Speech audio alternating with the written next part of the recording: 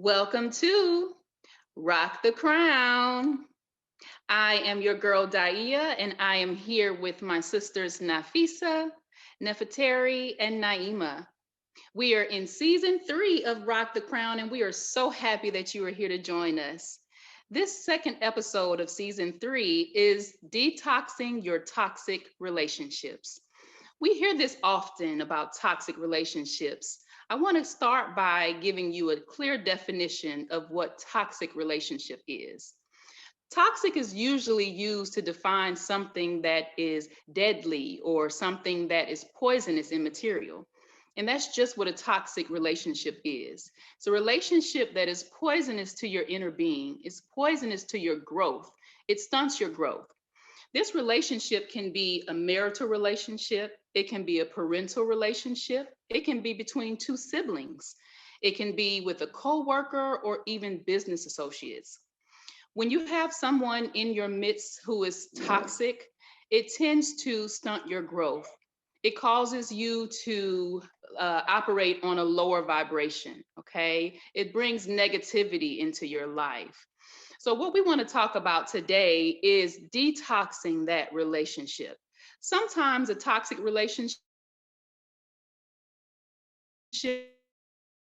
is worse. You can put in the work and you both can invest in creating the relationship that you both deserve to have.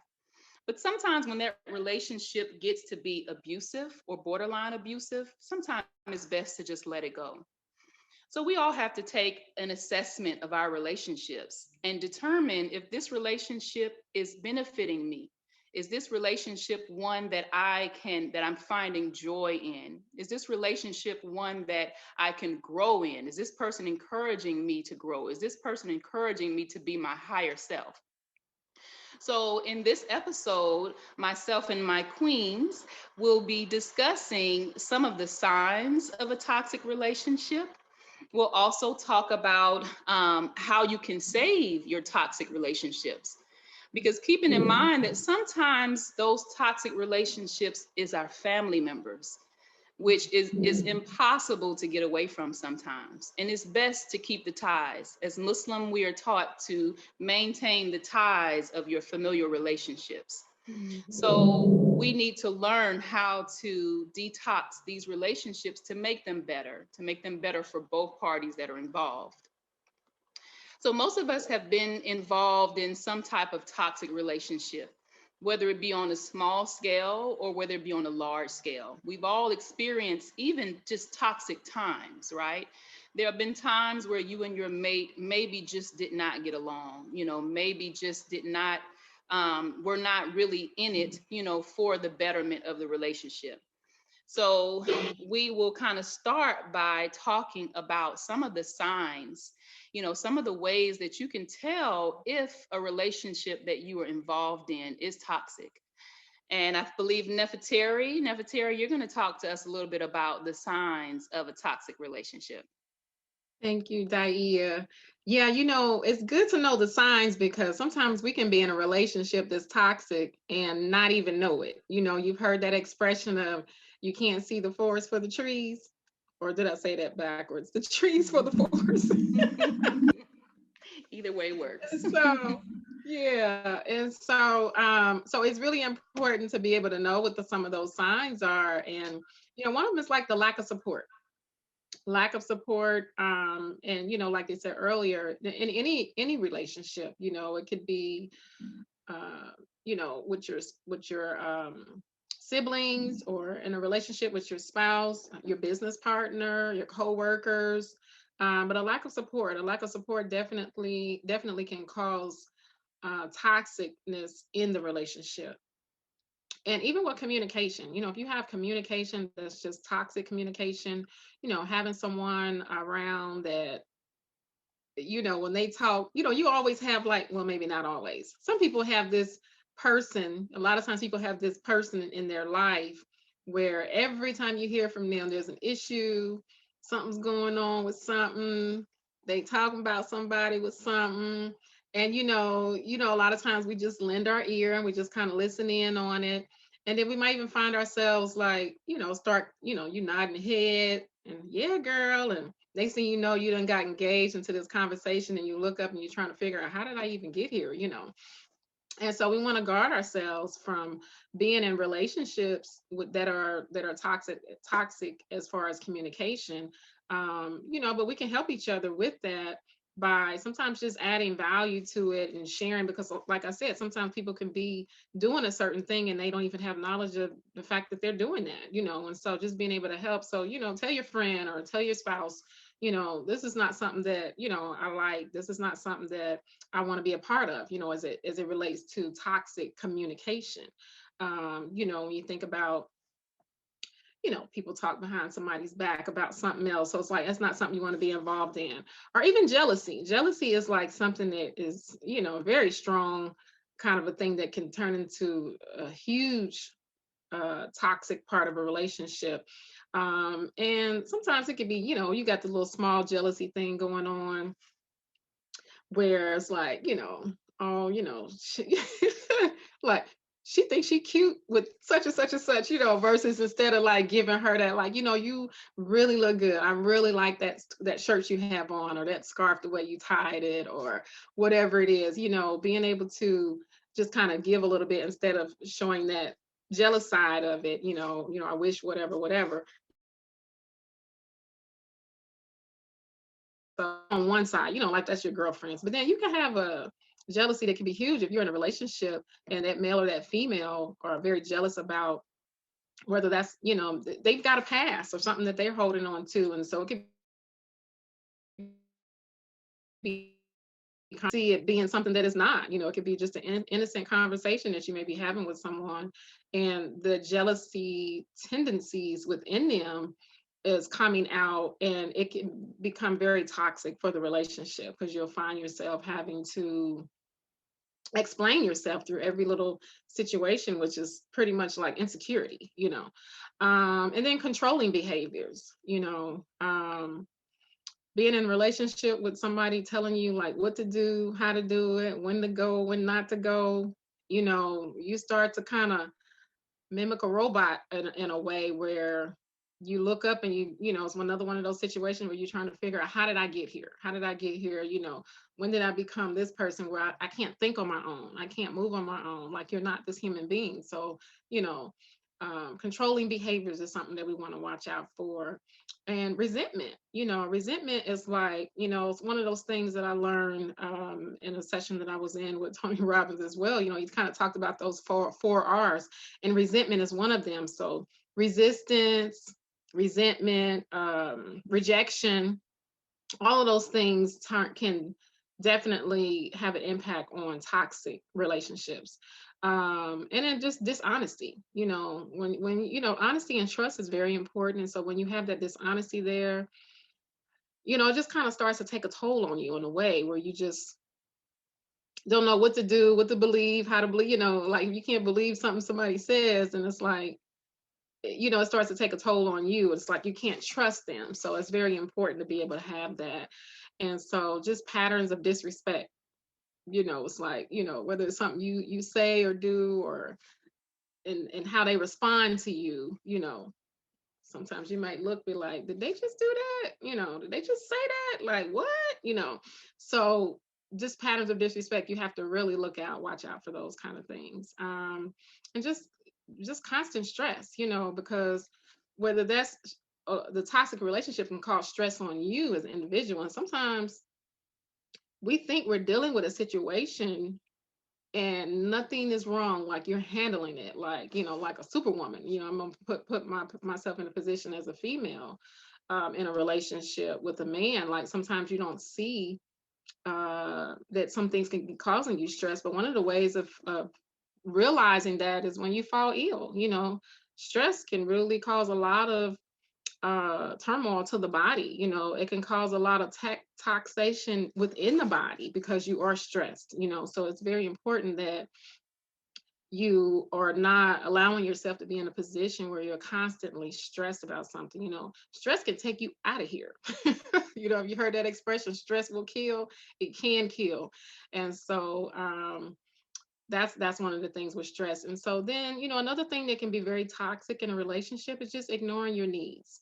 And I could say, again, speaking from a woman's perspective, we do want to feel like um, we're needed. Men want to feel like they're needed as well. Like, and I really would say, especially men, they want to know that they have a place to take care of you and to protect you. And so just having that need there. And so if you're ignoring the need in whatever way it is, that could be very detrimental on a relationship coming from both sides. And I'm kind of speaking more so from a marital perspective in that regard. But like they said, we're in various different we have various different types of relationships. So it's the same thing with your girlfriend, same thing with your business partner. Um, and so I would say too, as far as like loss of relationships can be toxic. When you think about relationships that you were in the past, I would just kind of come from that perspective. That maybe there's some things, some baggage that you haven't gotten rid of, and you're bringing it into something new. That can be very toxic for the new relationship that you're in because of things that you haven't been able to let go. So that's this. So an exercise I would probably share. We're going to put that in the chat for you guys to be able to. We're going to put a link there. So this is an exercise where they're going to take you through and ask you to make a list of between 10 to 20 people, people that are in your life, that's in your life, and you're going to put a plus sign. If they're really adding value to your life, and a negative sign if not. Hopefully, I think I'm correct about that, but you'll be able to click on the link and then just follow the instructions from them. And so it's going to be able to show you like how much do you really have around you in your life cycle of people who are positive versus negative. And that's going to kind of tell you what position that you're in as far as what level of toxicity, and maybe you may not have any toxic relationships, and that's a blessing. But we do know that there are some people out there who do have toxic relationships on any level across the board, whether that's through marriage, other forms of relationship, business, like we said, co-workers, whatever. And so do take part in that exercise, and then maybe share when you see this episode, or just go to our Facebook page and give us some information. We're definitely interested in hearing what the outcome is for some of you all on that. And so, can a relationship be saved? Can a relationship be saved if it is toxic? Let's talk about that, Naima. Can a relationship be saved? I think that this is one of my big things. I love this part because I'm always thinking about, can we save this? What's the problem? Let's go back to the source. Let's try to fix everything. And so I've been told that sometimes I live in a nostalgic world, and that where I think that everything should be hunky dory. But I think that it's important for us to think about, can relationships be saved?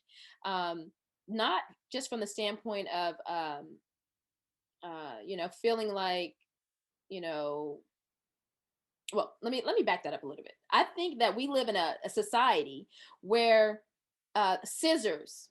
We live in a society with scissors, and so when people begin to become uncomfortable, and I'm so glad, Nefertari, that you went over, the signs, a few of the signs of what a toxic relationship is, and we do want to qualify that those aren't all the signs, but those are, definitely some of the main factors. When people see those things, instead of saying, well, this is toxic, I'm going to, cut it.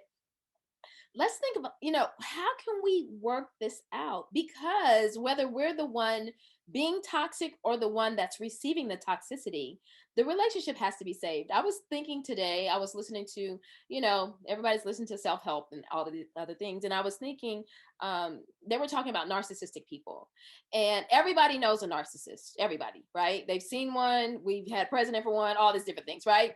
And I was thinking in my head, I was like, you know what? Narcissists need love too. And the reason that they're narcissistic is because they don't have love.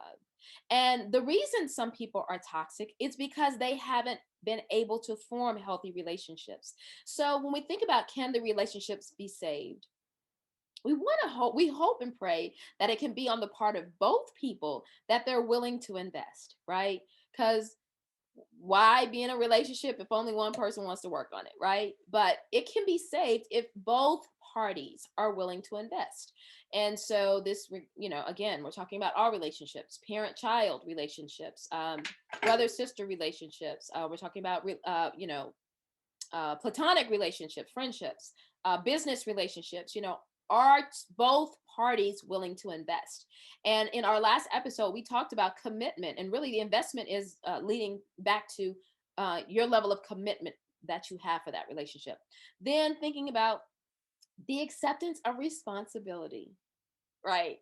We're just going to call this the AR, acceptance of responsibility. This is something that people hate to do. They hate to accept responsibility for their act in why the relationship is toxic, right?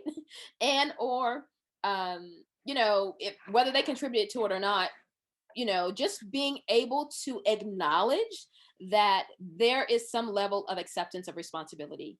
And again, when we say this, this is either on the person doing the toxic act or receiving the toxic act, because you have to also be willing to accept responsibility that you take toxic people into your life. And so I've been, around specific younger people, and they were just like, everything was a blame game. Everything was about blaming, blaming, blaming. And so to me, the shift from blaming to understanding is one thing, but also blaming and understanding your part in it, right? So when we think about, can a relationship be saved, accepting the responsibility, then shifting from blaming to understanding, right? Why was this person acting this way? Why did they yell at me this way? Are they able to understand that the actions that they're doing toward me are not things that you can erase? Are they aware of what they're saying to me is going to affect me in 2 hours or in 2 days or in three, whatever? And then just making sure that the understanding is there. And I think that also sometimes we kind of think that understanding means that we are condoning bad behavior, but that's not really what that means. Understanding is where love comes in. When you love a thing or love a person or love something inside of that relationship, that's where you are merciful enough to understand that perspective, from blaming to understanding. And then the openness to outside help. People need to be willing to get help. Like, there's so many resources out here that we can, actually get help for these relationships. And so it's almost kind of to the point where we can no longer say, hey, you know what? This relationship is not salvageable, because we have so many resources. It's really, again, going back to what we talked about earlier. Are you willing to invest in it? And then the second part of can the relationship be saved is, how can we move forward in those toxic relationships? One of them is the DWELL syndrome, dwelling, right? We know that dwelling is also a place that you live in. Well, when you dwell in something, you're living in it. So don't dwell on the past, right? So you're living in the past because it's so difficult for you to move forward because you're comfortable in the past. So just kind of thinking of, and again, sometimes it gives you validity to blame somebody else, right? So just thinking about, don't dwell on the past. We know that there are certain behaviors that continue to perpetuate because, and so that's kind of why people sometimes recognize, well, you did this a long time ago and you're still doing it. That's kind of why people do that. But we have to kind of shift to understanding, okay, let's see how we can change this behavior to make this relationship not be so toxic. And then viewing your partner, your friend, your child, your business associate, even your religious leaders, anybody, viewing them with compassion. And compassion, again, is a word that stems from a higher place, of course. So if you don't feel as if you're receiving compassion from a higher source, you definitely can't give it to someone else. And so to me, this also goes back to being centered with the creator, right? So compassion comes from kindness and all of this. This is where the butterflies are, right? But we want to make sure that we have compassion for one another, because compassion also, there's love in compassion. And when I sometimes I think about this, in the Bible, when it talks about all of these qualities of what love is in First Corinthians 13, it talks about, love is not puffed up. Love is not, it doesn't have, it's not haughty. These things that love have and exhibit inside of them is due to compassion. So just thinking about that, can we move forward with compassion with one another? Practicing healthy communication. We talked about this also in our last episode. In case you all missed it, go back and watch it. But we talked about communication and having healthy communication. And something I was laughing in my head because Jaya had made a mention on the last episode about, when people don't understand how each other communicate. And it's kind of like, this is something that I talked to my husband about, because he's from New Orleans, and there are a lot of sayings that they have in New Orleans that I just don't understand, right? And so it's just kind of leaning in and really understanding, like, from my perspective, from your perspective, this is what this means. So if he's walking around calling women that, he's not married to, baby, I know that he's not calling them baby like I'm baby. He's calling them baby because that is their cultural slang, right? And just making sure that we understand that. So, like, if we had not had a healthy conversation about that, that could easily become a problem in the relationship. And then, of course, being accountable, back to the blaming and understanding, and accepting responsibility. Being accountable for what it happens and exists in the relationship as it moves forward also is important. And then healing individually. We talked about this also in another talk that I recently did about how people, they were saying, one gentleman was making the comment that people shouldn't get in relationships until they're healed individually. Yeah, that's ideal, but that's not reality, right? And so, in healing individually, again, you have to acknowledge that there's a problem. You can't heal from anything without acknowledgement. So I think that that's the first thing. Can you move forward in the relationship if we can acknowledge that this problem, this toxicity exists in this relationship? And then being able to, if we can heal and go move forward, do we have space in our hearts, our minds, to allow for each other to change? And I think that that's why relationships that last such a long time, they have space in their heart and in their mind for each other, and the willingness and the ability for people to change. I don't really like the term when it says people, people never change. People don't change. Yes, they do. People change every day. They wake up, they see different perspectives. It may not be an overnight change for some people, and it takes longer for some people to change, but you have to hold space for people. When people make a mistake, you can't hold that over their head forever, and just be open enough to allow for them to grow as they're healing individually and making those changes. And so, now that we've kind of talked about, can the relationship move forward, we also need to make sure that we understand the difference between abuse versus toxicity. And who's going to share that? I wasn't for sure. Who's going to share that perspective with us? I will. I'll show that. Okay. All right. So that was great that you gave us some different techniques and things like that that you can use to save a relationship. That if you feel like, oh, these signs that Nefertari talked about, I feel like they exist in my relationships. And then Naima talked about different ways that you can use to possibly save that relationship and evaluate if you want to save it. And then, if so, some techniques you could use to save it. But you also want to think about, too, when it becomes a pattern, right? A pattern, and a pattern that increases in intensity, right? And so then that's when you comes to the topic of abuse versus toxicity. Toxicity. Can't even say the word. Anyway, so the following signs, we want to give you some following signs so you to help you to be able to distinguish the difference between the two. And these signs that I'm going to speak about, I'm going to mention just a little bit about, can deal with either the physical side or the emotional abuse, right? So then, instead of you just having maybe a toxic event or a specific toxic behavior. You have moved into it being a pattern, a repeated pattern, and that pattern has increased in intensity, which rises to the level of abuse. So, the signs that we want to talk about are number one is you have a diminished self worth. And again, this is a pattern of feeling this way. Number two would be chronic stress and anxiety. Like you're always feeling anxious, you're always feeling on edge. Number three, separations from friends and family. A lot of times when you start to feel less self worth, you start to be more isolated, in your behavior. So you want to be able to look at that.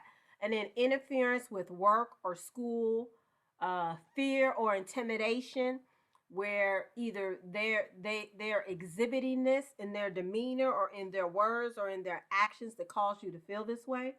Name calling and put down. A lot of people don't realize, but if every time we have a disagreement, you are insulting me, you are calling me names, you are putting me down, then if you have patterns of that, that rises to the level of abuse. And then also physical violence. A lot of times it's much easier for us to identify physical violence as abuse because it's visible, something that we can see with the naked eye. We don't always see the other six that I mentioned before this because they're intangible. It's nothing you necessarily see. It's more like a feeling that you get. So these are some different things, that signs that if you have these things occurring repeatedly throughout your relationship, right?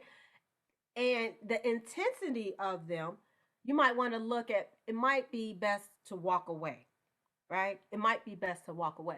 And what I would also want in terms of Crown Nation that you want to keep abreast of, at the end of the day, I know we talked about, the words, and sometimes the words themselves have certain triggers, right? But, toxicity, abuse, these words sometimes, just mentioning the words themselves, have certain triggers. But don't just get caught up on the words. At the end of the day, it comes down to whatever relationship that you're in, is that relationship adding value to you? Is it helping you grow or is it diminishing you? Is it putting stuff into your bucket? Is it filling it up? Or is it constantly taking it away? So now that you're in the negative. And if you ever feel that your relationship, whether you're talking about a friend relationship, a family relationship, a lover, spouse relationship, if it's always they're taking out and it's not helping you grow to be a better person, irregardless of the label, you want to make sure that you're dealing with that and looking into that in a more way. And you might want to remove yourself um, for, from that. You might want to remove yourself from that. If it's a family thing, if I have toxic people that are in my family, they're still my family, right? But I limit my communication with them. Hi, how you doing? You doing okay? Okay, good. And the kids all right? All right, good. Okay, well, it's good to see you. I'm glad everything's going okay. Well, I'll talk to you later. I got some work to do. I appreciate it. Keep it short and simple, right? Because I got to protect my energy, right? I got to protect my energy. I got to protect my space. I love you, but I'm going to love you from, less than 5 minutes, right? I even do that with some friends sometimes too, right? And because I don't have a whole lot of friends on purpose, on purpose. And then also too, you want to protect that too with your friends, right? Your energy with your friends. And sometimes you just might need to let them know, like, do you realize that you've been giving me all this negative conversation? Sometimes people just need to get something out because they want to be heard, because they want somebody to listen to them. But if it's a pattern, see, none of these things in isolation is necessarily a problem.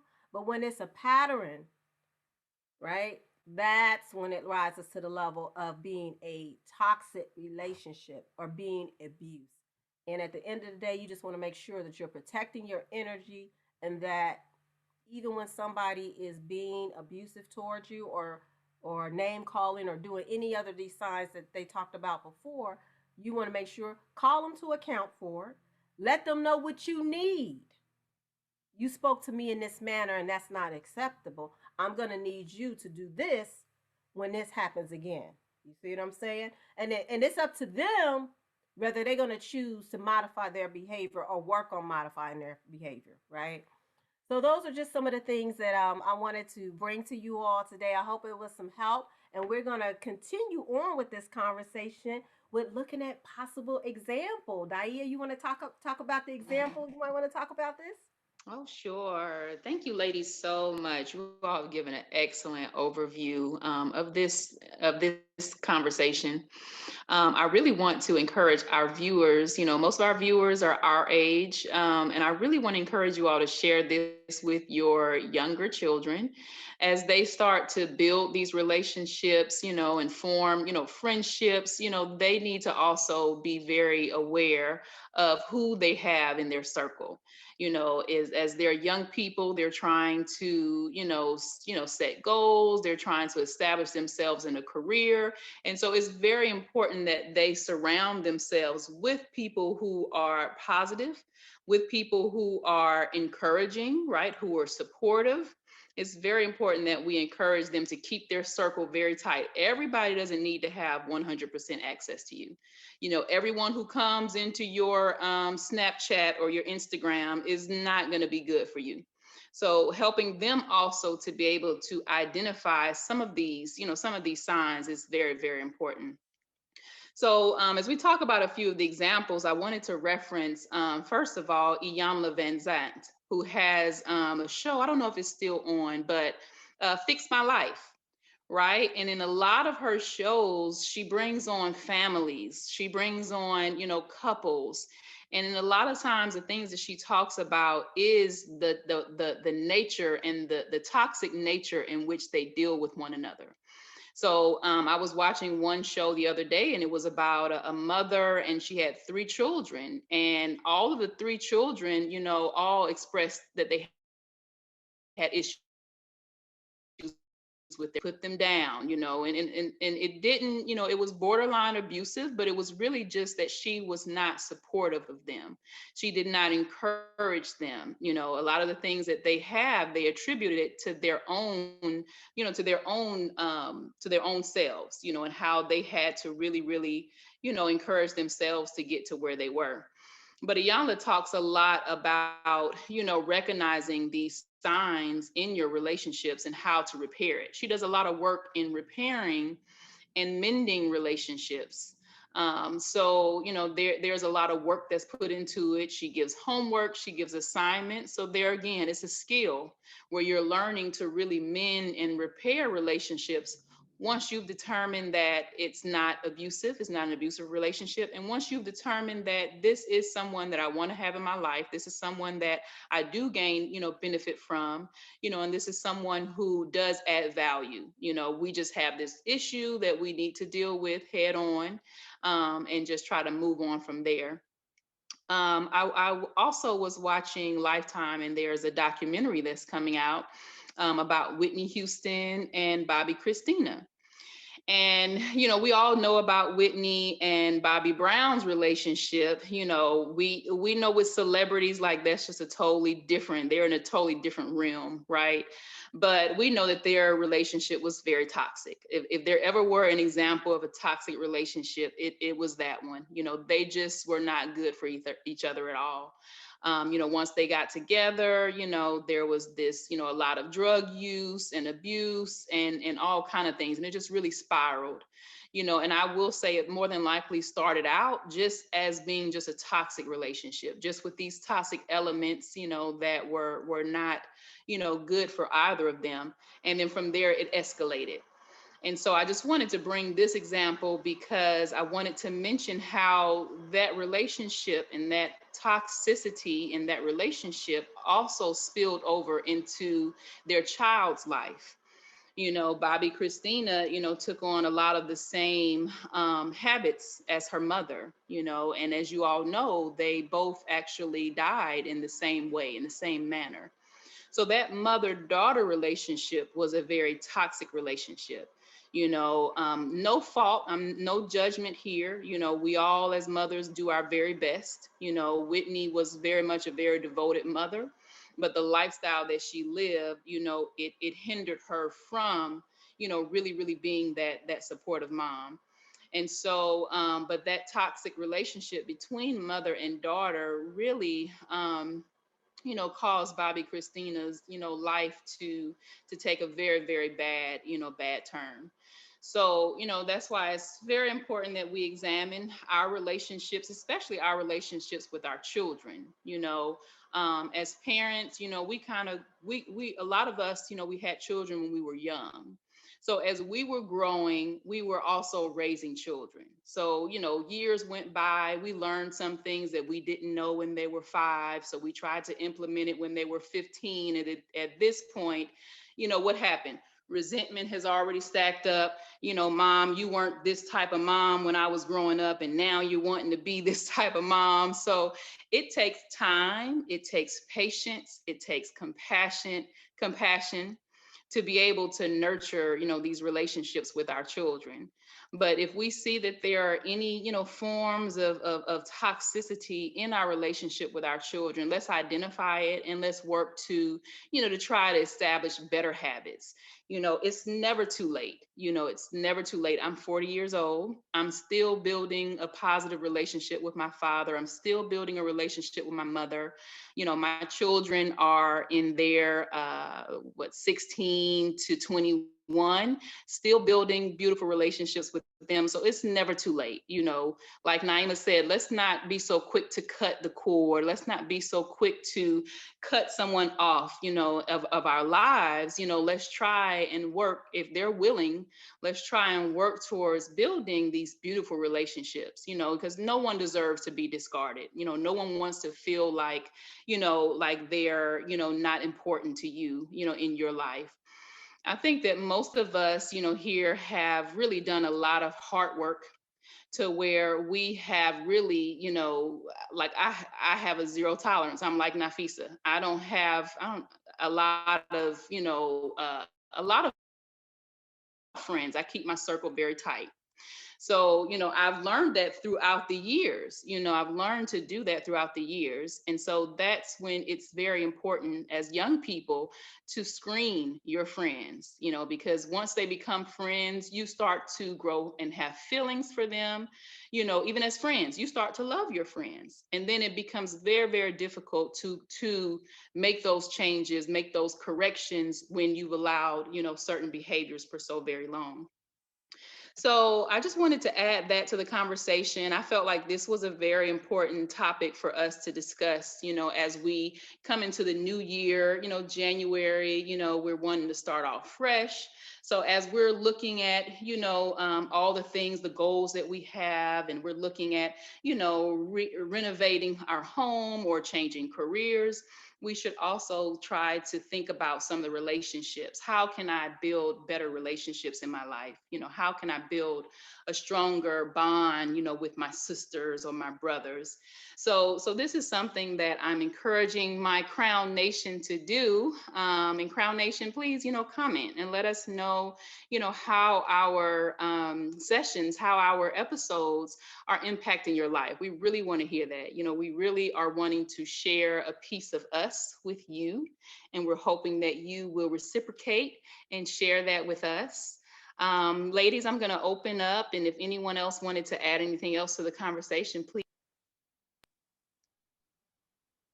Well, if no one else wanted to open up, I definitely want to always remind people of our next episode. So please join us next Sunday, 7 p.m. We will be talking about finding a mate, finding yourself in online dating. So guess what? Some of you all have those profiles on different, different websites. So we want to make sure that as you're putting those profiles up, that you're not only trying to find a mate, but you'll probably be finding yourself while you're finding a mate on these online dating profiles, because sometimes what you write down and what you think you're going to be getting, you don't get. So it's going to be a really, really interesting conversation that we want to share with you all next week. So again, join us at 7 p.m. And remember to subscribe to us on YouTube, like us on Facebook, follow us on Instagram, and share these videos with all of your friends and family. So we love you so much, Crown Nation. We love to hear your comments. So we hope to hear from you. And again, we'll see you next week. Peace.